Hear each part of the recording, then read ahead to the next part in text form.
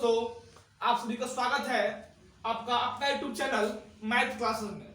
आज हम लोग बात करेंगे इस वीडियो में डॉक्टर केसीसी नायक के बुक में जो एक्सरसाइज 14.1 दिया है, उस चैप्टर का नाम है अवकलज का अनुप्रयोग, एप्लीकेशन ऑफ डेरिवेटिव। क्लास 12 में एक चैप्टर है जिसको बोलते हैं एक्सरसाइज 14, और यहां देखिए इस 14 में पढ़ना है अवकलज का अनुप्रयोग। एक उसका थ्योरी है, थ्योरी पहले बता देते हैं, उसके बाद हम लोग चैप्टर की ओर बढ़ेंगे। देखिए यहाँ पे लिखा गया है दरमापी के रूप में dy बाई dx का उपयोग। तो माना कि कोई भौतिक राशि x है, हम यहाँ मान लिए हैं, माना कि कोई भौतिक राशि x है, उसके बाद समय t के अनुसार बदलता है, जो चेंज होता है उसका समय है t। तो t समय पर बराबर x चेंज होगा। अगर दोनों तरफ मान लिया t है तो हम t प्लस dt समय पर ये जो बदलेगा x प्लस dt हो जाएगा, dx हो जाएगा। जैसे कि t समय पर x परिवर्तन होता है तो t प्लस dt है, तो इस समय पर x प्लस dx परिवर्तन होगा।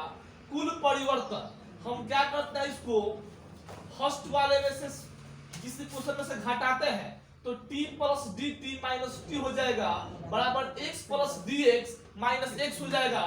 ये t से t कट जाएगा और x से x कट जाएगा, तो आ जाएगा dt बराबर dx। यानी x में परिवर्तन का जो दर होगा dx बाई dt होगा।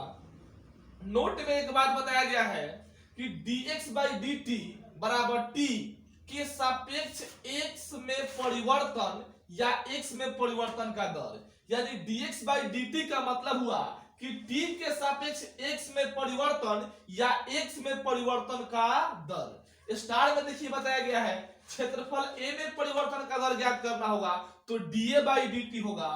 आयतन, इसको संकेत v होता है, तो आयतन में परिवर्तन का दर ज्ञात करना होगा तो dv बाई dt। समवेग में परिवर्तन का दर ज्ञात करना होगा तो dp बाई dt।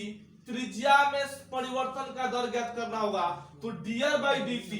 नोट में एक बात बताया गया है x में परिवर्तन का दर dx बाई dt, y में परिवर्तन का दर हो जाएगा dy बाई dt।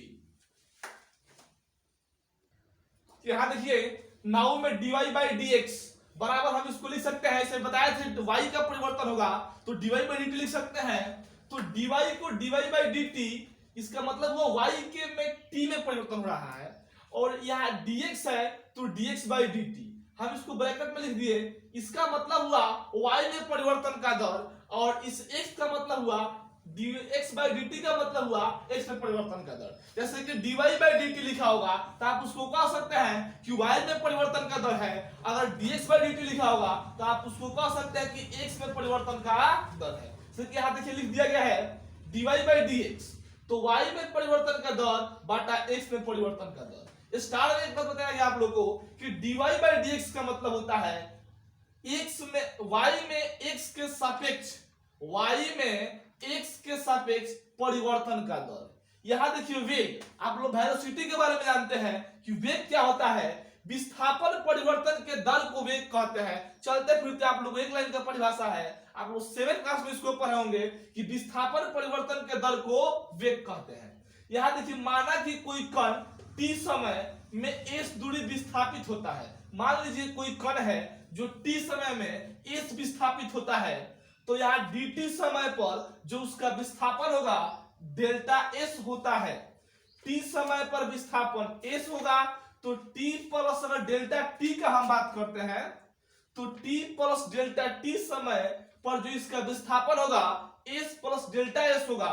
विस्थापन में जब परिवर्तन ज्ञात करना होगा तो इस सेकेंड वाले में से फर्स्ट वाले को घटाएंगे तो t plus delta t minus t बराबर ये डेल यहाँ पर s plus delta s minus s, और s से s कट जाएगा, t से t कट जाएगा, क्योंकि एक माइनस में है एक प्लस में है, तो बचेगा आपके यहाँ पे डेल्टा t बराबर डेल्टा s।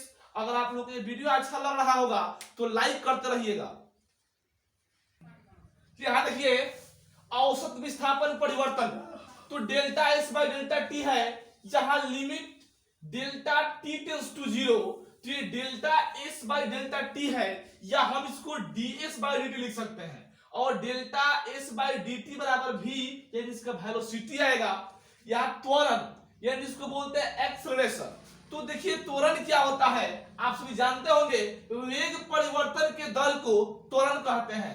आप वेग बताए थे जस्ट पहले, विस्थापन परिवर्तन के दर को वेग कहते हैं। माना कि t समय में किसी वस्तु का वेग v है तथा dt समय में वेग में जो परिवर्तन होगा वो डेल्टा v होगा। तो t समय में जो वेग होगा इसका v होगा, तो t प्लस डेल्टा t समय पर जो इसका वेग होगा v प्लस डेल्टा v होगा। वेग में जब परिवर्तन ज्ञात करना होगा तो सेकेंड पार्ट में से फर्स्ट पार्ट को हटाएंगे तो t से t कैंसिल होगा, बचेगा डेल्टा t, इधर v से v कैंसिल होगा, बचेगा डेल्टा v। यानी औसत वेग में परिवर्तन होगा तो delta v by delta t लिख सकते हैं, या इसको limit delta t tends to 0 delta v by delta t बराबर, या इसको dv बाई dt लिख सकते हैं, इक्वल टू a आएगा। a का मतलब है एक्सेलरेशन आएगा। देखिए यहाँ पे नोट में एक बात बताया गया है, y बराबर dv बाई dt हो तो ये देखिए d तो हो गया, अब v का बराबर ds by dt Bata dt, यानी जब ये गुना होगा तो a बराबर हो जाए, माने एक्सेलरेशन d स्क्वायर इस बाटा dt स्क्वायर। कहने का अर्थ है कि इसका 2 बार dc करना है। फिर यहाँ पर v बराबर ds बाई dt या dx बाई dt, तो बराबर हो जाएगा dv बाई dt। ये भी v बराबर हो जाएगा dx स्क्वायर बटा dt स्क्वायर। ये v जो है वेलोसिटी है, जो ये है एक्सीलरेशन है। हम चलते हैं सम इंपॉर्टेंट फार्मूला जो आप लोग जानते हैं, ये 9th क्लास में पढ़ना है, 10th में पढ़ना है, लेकिन एक बार फिर आप लोग के सामने यहाँ प्रेजेंट किए हैं इस वीडियो के माध्यम से। वर्ग जिसको बोलते हैं स्क्वायर, और वर्ग का क्षेत्रफल होता है भुजा स्क्वायर या ए स्क्वायर। 2 नंबर जो इसका क्वेश्चन है, वर्ग का परिमाप 4 गुने भुजा या 4a। ये बहुत इंपॉर्टेंट है इस चैप्टर के लिए, अवकलज का अनुप्रयोग के लिए ये सब फार्मूला का जरूरत पड़ेगा। जैसे यहाँ देखिए वृत्त, इसको बोलते हैं हम लोग सर्किल, तो वृत्त का क्षेत्रफल होगा पाई आर स्क्वायर। देखिए यहाँ पे एक वृत्त बनाया गया है और इसका त्रिज्या r है, तो पाई आर स्क्वायर का क्षेत्रफल हो जाएगा। वृत्त का परिधि, इसका संकेत p होता है 2 पाई r। उसके बाद यहाँ घन है, इसको क्यूब बोलते हैं। आप लोग जानते हैं घन का आयतन भुजा क्यूब या एक्स क्यूब, क्योंकि इसका भुजा यहाँ पर x है तो एक्स क्यूब होगा, a होई तो a क्यूब होई, b होई तो b क्यूब होगा। अब देखिए यहाँ पे घन का पृष्ठीय क्षेत्रफल 6x स्क्वायर या 6 गुने भुजा स्क्वायर आप लिख सकते हैं। उसके बाद देखिए गोला, तो गोला का आयतन आप लोग जानते हैं 4/3 पाई आर क्यूब। गोला का पृष्ठीय क्षेत्रफल 4 पाई आर स्क्वायर। उसके बाद यहाँ देखिए थोड़ा सा त्रिभुज के बारे में डिस्कस हुआ है, समबाहु त्रिभुज का क्षेत्रफल √3/4 गुने भुजा स्क्वायर। समबाहु का मतलब होता है जिसका सब भुजा बराबर हो, तो इसका सब भुजा ए है। आयत का क्षेत्रफल लंबाई गुने चौड़ाई यानी कि l गुने b। यहां देखिए पाइथागोरस पढ़ी में आप लोग जानते हैं कि h स्क्वायर बराबर होता है p square plus b square, और b स्क्वायर बराबर होगा h square minus b square, और b स्क्वायर बराबर होगा h square minus p square. और एक और बात जान लीजिए कि पृथ्वी गोल है, सर्वप्रथम ये पाइथागोरस नामक वैज्ञानिक ने बताया था। यहाँ देखिए शंकु का आयतन 1/3 पाई आर स्क्वायर इंच। अब हम कुछ प्रैक्टिस करते हैं, इसको बोलते हैं अभ्यास। अभ्यास यहाँ a बराबर दिया है पाई आर स्क्वायर। आप लोग जानते हैं कि यह वृत्त का क्षेत्रफल है और a इसका क्षेत्रफल का संकेत है। Differentiate with respect to t, t के सापेक्ष से अगर dc कीजिएगा तो dA बाई dt हो जाएगा। ये पाई तो हो गया, dr स्क्वायर बाई dt यानी dA बाई dt बराबर हो जाएगा, ये r स्क्वायर अगर 2r यानी 2 पाई तो है और r dr बाई dt, ये आपका dA बाई dt का मान आएगा। यहां देखिए v बराबर x क्यू हो तो differentiate with respect to t, तो ये हो जाएगा dv बाई dt, ये आपका हो जाएगा 3x स्क्वायर और dx बाई dt। अगर मान लीजिए यहां दिया होगा a बराबर 6x square, differentiate with respect two by d T और ये 6 हो जाएगा इंटू 2x और dx बाई डी टी। तो जो dA बाई डी टी का मान आएगा ये 6 गुना 12x into dx by d t हो जाएगा। x बराबर a बराबर x square, differentiate with respect to t, dA by d t ये आपका हो जाएगा 2x into dx by d T.